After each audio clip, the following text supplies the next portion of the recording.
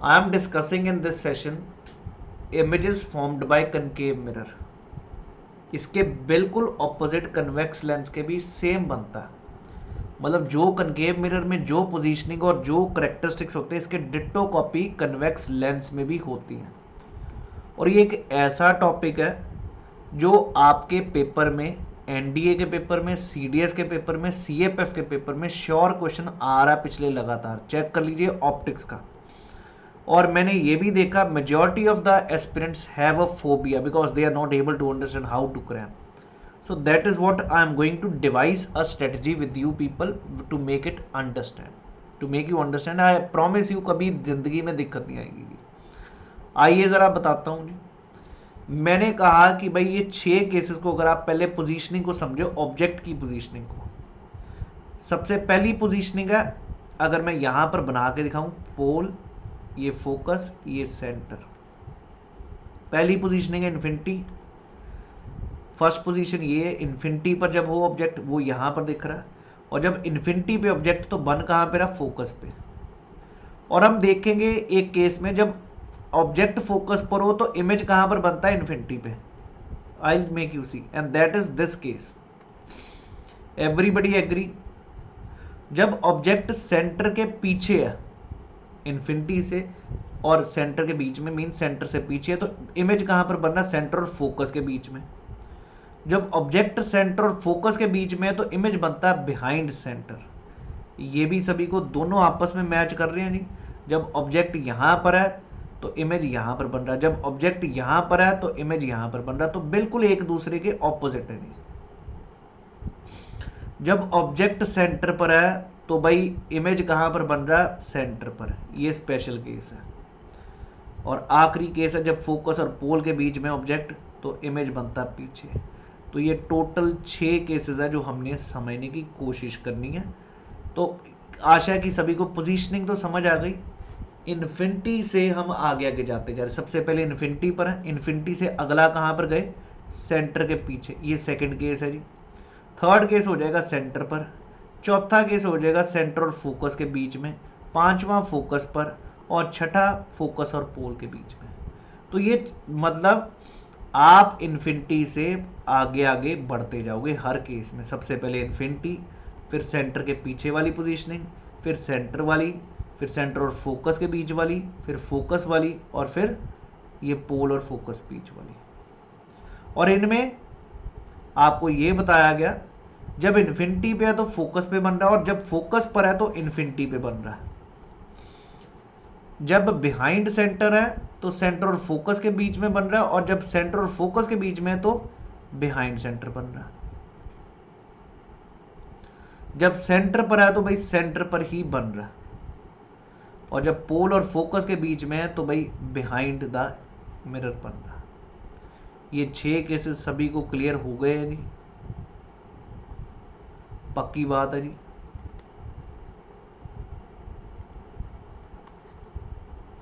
अभी सिर्फ पोजीशनिंग समझाइए। आई hope everybody is clear with the positioning. अब अगली चीज, जितना आप दूर हो उतना इमेज छोटा होगा। जितना दूर हो, सबसे दूर तो इन्फिनिटी हुआ इन 6 केसेस में, तो image will be very small. जैसे जैसे नजदीक आते जाओगे थोड़ा बड़ा होता जाएगा, लेकिन बड़ा ऑब्जेक्ट से कब होगा, जब सेंटर से आगे आएगा। जब सेंटर और बियॉन्ड सेंटर तब भी डिमिनिश्ड होगा। यहां पर भी छोटा है, इसको डिमिनिश्ड यूज करते हैं वर्ड। यहां पर भी डिमिनिश्ड होगा, सेंटर पर बिल्कुल बराबर होगा। और जैसे ही सेंटर से आगे ऑब्जेक्ट जाएगा इमेज बड़ा होता जाएगा जी। I hope everybody is clear about the heights. सबसे छोटी हाइट इन्फिनिटी पे, जैसे ही सेंटर पर आप पहुंचोगे तो हाइट बिल्कुल बराबर हो जाएगी जी। और जैसे ही सेंटर और फोकस के बीच में होगे तो बिहाइंड सेंटर बनेगा। ये सभी को 6 केसेस क्लियर हो चुके हैं जी। और जब प्रिंसिपल और फोकस के बीच में होगा, ये स्पेशल केस है। इस केस में ये इमेज मैग्नीफाइड तो जैसे ही सेंटर के आगे जाओगे तो मैग्नीफाई होना शुरू हो चुका है। यहाँ पर ऑब्जेक्ट है तो भी बड़ा। ये केस सबसे स्पेशल है क्योंकि इन बाकी सभी 5 केसेस में आपको इमेज कैसी बन रही है, रियल और इन्वर्टेड। हर एक में आप देखो उल्टी बन रही है, नीचे को है, बी ऊपर ये नीचे, यहाँ पर भी देखो नीचे, यहाँ पर भी देखो नीचे, यहाँ पर भी देखो नीचे, इन्वर्टेड है। बस इस केस में अगर आप चेक करो तो इमेज बिहाइंड द मिरर है और एनलार्ज्ड है, बड़ी है। Everybody clear. और इसको वर्चुअल इमेज कहेंगे, बाकी सभी रियल है। और वैसे भी आपने ये वर्ड याद रखना, हमेशा रियल और इन्वर्टेड इकट्ठे आते हैं, वर्चुअल और इरेक्ट इकट्ठे आते हैं।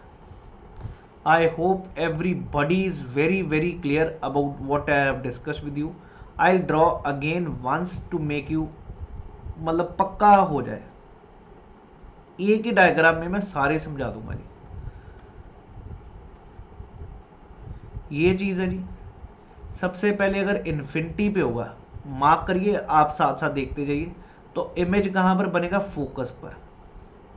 जब ऑब्जेक्ट होगा बिहाइंड सेंटर तो बनेगा कहां पर? सेंटर और फोकस के बीच में। जब ऑब्जेक्ट होगा सेंटर पर तो बनेगा कहां पे? सेंटर पर। जब ऑब्जेक्ट होगा सेंटर और फोकस के बीच में तो बनेगा बिहाइंड सेंटर। और जब ऑब्जेक्ट होगा फोकस पर तो बनेगा इन्फिनिटी पे। और जब फोकस और पोल के बीच में है तो भाई इमेज कहां पर बनेगा? पीछे। This is the most special case, और वो ये वाला। इस केस में सिर्फ वर्चुअल और इरेक्ट बनता, बाकी सभी केसेस में रियल और इन्वर्टेड बनता। समझ आ गई बात? बाकी सभी पांचों केसेस में तकरीबन ये भी कई बार पूछा। एक और चीज, साइज की अगर मैं बात करूं तो जब तक सेंटर के पीछे साइज छोटा होगा, साइज सेंटर पर आते ही साइज बराबर हो जाएगा, और जैसे ही आप उससे आगे बढ़ोगे तो सेंटर बड़ा होता जाएगा। I hope all of you people have got the right idea about this concave mirror के 6 केसेस सभी के दिमाग में अब बैठ चुके हैं। ये सामने आपके दिया जो हमने समझा डायग्राम से, वो सारा कुछ इधर लिखा। इन्होंने हमेशा इनका लिखा भी ऐसा ही होता है, जब इन्फिनिटी पे तब, जब सेंटर के पीछे है तब, जब सेंटर पर है तब, सेंटर और फोकस के बीच में तब, जब फोकस पे और पोल पे। मतलब वही 6 केसेस यहां से शुरू होके अंदर गए हैं। और ऑब्जेक्ट का इमेज भी समझ आ रहा है, इन्फिनिटी पे तो फोकस पे, अगर फोकस पर है तो इन्फिनिटी पे, और अगर beyond the centre of curvature है तो बिटवीन है, अगर बिटवीन है तो बियॉन्ड है, अगर सेंटर पर है तो सेंटर पर है। I hope everybody is very clear about this thing. इन सभी केसेस में 5 केसेस में रियल इन्वर्टेड है। और साइज की बात करें तो सेंटर से जब तक पीछे इन्फिनिटी पर और behind the centre images diminished है। जैसे ही आप सेंटर को क्रॉस करके आगे जा रहे हो, इमेजेस बड़ी होनी शुरू हो गई हैं। और आखिरी केस में वर्चुअल इरेक्ट मैग्नीफाइड इमेज होगी। किसी को कोई क्वेरी है, कोई दिक्कत है तो बताइए जी।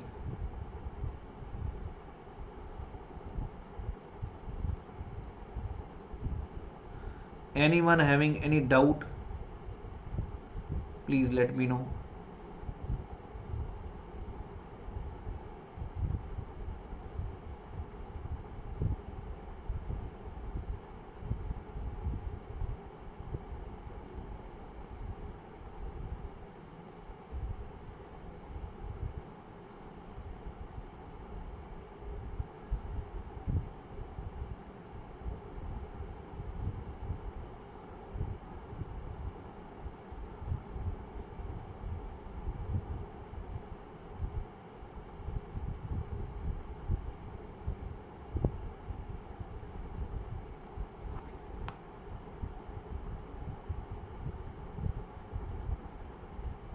अगर किसी को कोई दिक्कत है जी बताइए।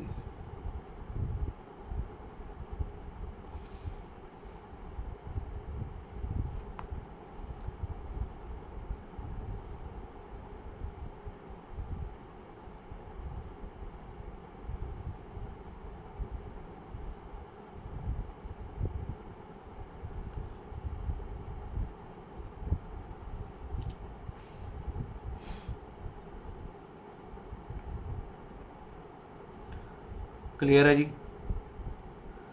नेक्स्ट आइए।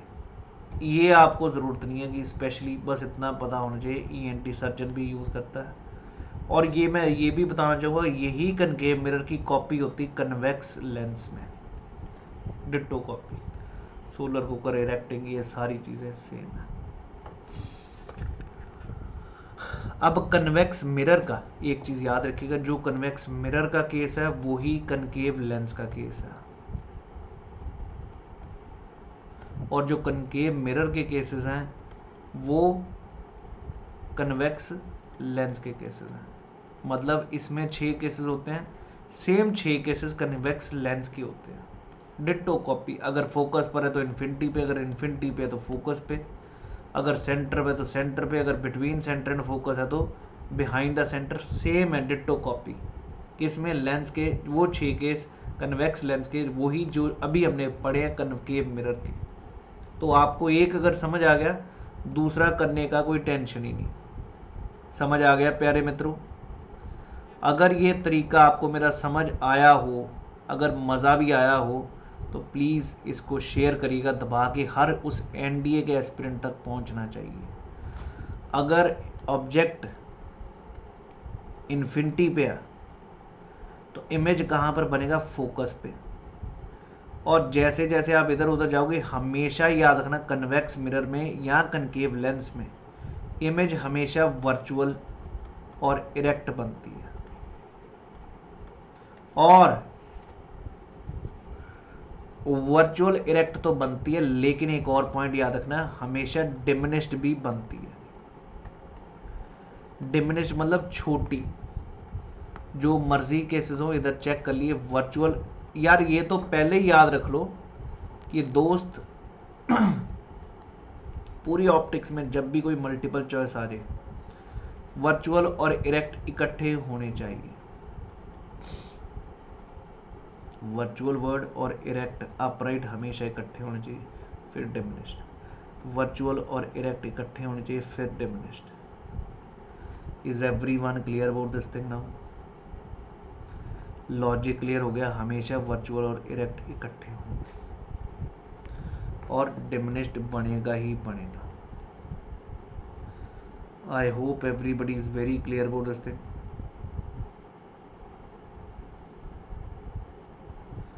अगर किसी को कोई दिक्कत है तो बताइए,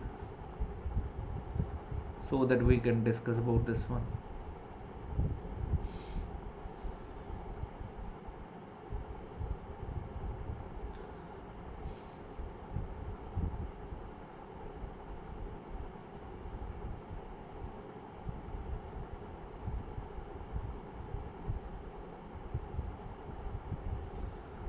क्लियर है प्यारे मित्रों?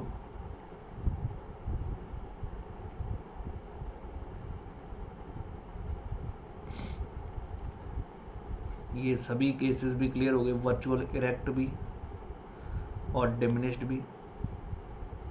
कोई दिक्कत है तो, परेशानी है तो बता दीजिए। अब मिरर का फॉर्मूला भी समझाना चाहूँगा ताकि पूरा दिक्कत ही ना रहे। 1/f is equal to 1/v plus 1/u। v क्या है? Image distance from the mirror. u क्या है? Object distance from the mirror. इन दोनों का summation is equal to focus of the mirror. एक और होता है मैग्निफिकेशन, साइज बड़ा करना। मैग्निफिकेशन होता है जी the ratio of the image to the height of the image. ये भी क्लियर है जी? Sorry, ratio of the height of the image to the object. आप जब इमेज बन रहा है तो उसकी height divided by object's height, उसको मैग्निफिकेशन कहते हैं। वैसे भी हमें यही समझ आता है मैग्निफिकेशन होता क्या। इसी प्रकार इमेज का distance from the mirror divided by object का distance from the mirror,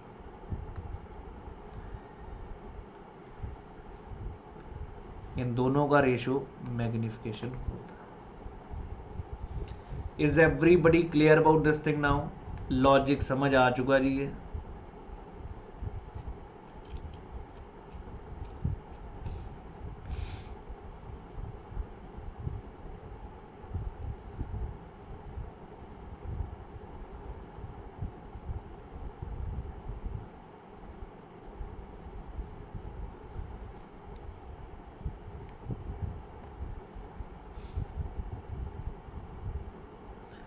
if anyone is having any query just let me know so that we can discuss about it. एक और चीज़ याद रखें, अगर मैग्निफिकेशन पॉजिटिव है तो इसका मतलब इमेज वर्चुअल और इरेक्ट है, और अगर मैग्निफिकेशन नेगेटिव है तो इसका मतलब रियल एंड इन्वर्टेड है। ये याद रखना क्योंकि इस पे कई बारी क्वेश्चन आ चुका है सीडीएस में।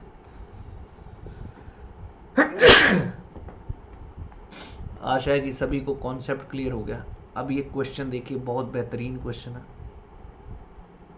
अगर object is place in front of the convex mirror, concave mirror नहीं कहा, कनकेव मिरर के 6 केसेस थे, यहाँ पर कहा गया कन्वेक्स मिरर। तो कन्वेक्स मिरर में हमेशा क्या बनती है, वर्चुअल और इरेक्ट। तो इन्होंने कहा it will never form an inverted image. Correct पूछा तो बिल्कुल ठीक है भाई, खत्म हो गया क्वेश्चन ही खत्म हो गया पहली स्टेटमेंट से। क्योंकि कन्वेक्स मिरर में जितने भी 1-2 केसेस हमने पढ़े, क्योंकि है ही नहीं उसमें ऐसा केसेस बनते नहीं है, सभी केसेस में हमेशा वर्चुअल और इरेक्ट बनती है। Everybody got it now? बिल्कुल जी मानिक जी, बिल्कुल ठीक। अगला क्वेश्चन देखिए, image formed by concave mirror is virtual and erect. Concave mirror बात कर रहा है, उसमें सिर्फ एक ही केस है जब फोकस और प्रिंसिपल के बीच में हो। आंसर यहाँ पर डी ऑप्शन होना चाहिए। आई hope everybody got the concept, everybody got the logic how to answer these questions on the mirrors and the images. And I hope you people enjoyed the session about these things. So if anybody of you really like this session, please do subscribe the channel and do share this channel to other people who are targeting the examination of CDS, NDA and CFF, right? Because इस topic से question हर बार ही आता है, right? तो I hope everybody enjoyed this session. Thank you. Jai Hind everyone.